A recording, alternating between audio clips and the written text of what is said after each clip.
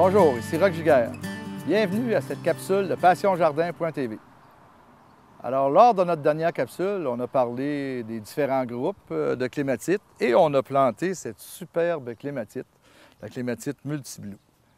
Maintenant, bien, comme toutes les plantes, il faut lui donner des bons soins pour avoir une belle floraison et aussi garder notre plant en santé.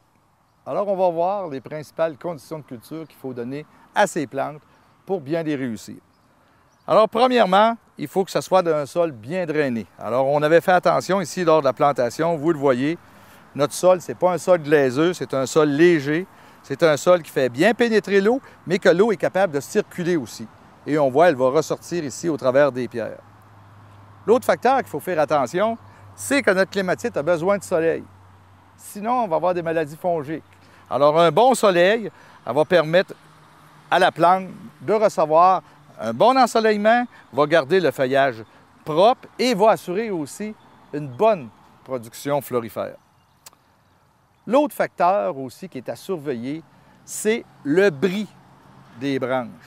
Alors pourquoi le bris des tiges? Pourquoi? Parce qu'on a une maladie qui est fréquente sur les clématites qu'on appelle la flétrissure. On a reçu beaucoup de questions à cet effet. Mais qu'est-ce comme ma clématite? Il y a des feuilles qui commencent à brunir et la tige flétrit entièrement. Alors, c'est justement un champignon qui fait partie du monde des clématites.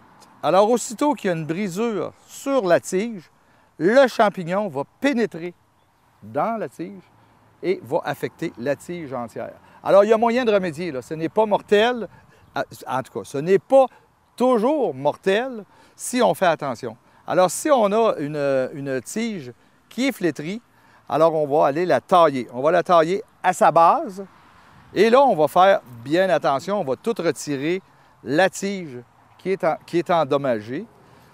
Et on va mettre ça à la poubelle, pas au compost. Et tous les feuilles qui sont tombées à terre, on met ça aussi à la poubelle pour destruction parce que notre champignon va demeurer au sol. Si on a à tailler notre clématite, il faut faire très attention. Alors, habituellement, on ne taille pas, en tout cas, moi, je recommande de ne pas tailler une clématite. Si elle a 12 pieds d'auteur, tant mieux. Si vous voulez qu'elle ait seulement 2 mètres ou 6 pieds d'auteur, alors là, à ce moment-là, j'ai une tige ici terminale. Alors, on va tailler ici de cette façon-là. On voit les 2 tiges latérales. Alors, on va tailler ici dans le centre pour que la plante fasse un élargissement de sa ramure. Alors, vous voyez, c'est quand même une plante qui est facile à cultiver, mais c'est une plante qu'il faut faire attention. Et une dernière chose, toujours regarder l'arrosage. Il y en a plusieurs qui vont planter une clématite le long du solage de la maison. Alors, qu'est-ce qui arrive souvent avec l'excédage? La pluie n'atteint pas les racines, le système racinaire. Alors, qu'est-ce qui se fait? C'est qu'après 2 semaines, il y a dessèchement du système racinaire. Alors, vous voyez, c'est un peu comme toutes les plantes. Il suffit d'avoir des bonnes conditions de culture et on a une plante en santé avec beaucoup de fleurs. C'était Roch Giguère qui vous souhaite bon jardinage.